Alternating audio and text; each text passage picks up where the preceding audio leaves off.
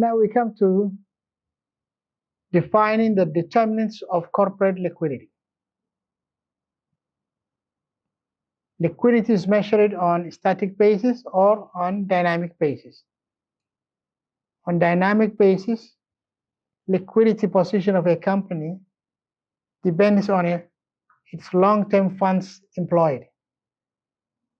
The longer or the larger the amount of long-term fund, holding other factors constant, the better the liquidity position of the company. Second factor is the strategic investments of the company and the working capital investment. Working capital investment is indirectly proportional to the liquidity position of the company. The larger the amount of working capital investment, the lower the liquidity position of the company.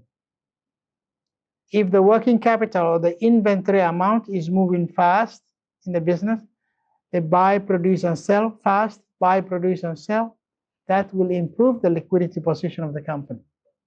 So in short, liquidity position of any company depends on its use for long-term funds, its strategic investment amounts, and the working capital investment amount.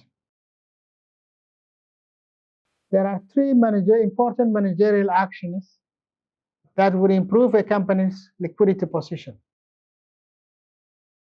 The first one is an increase in long-term funds.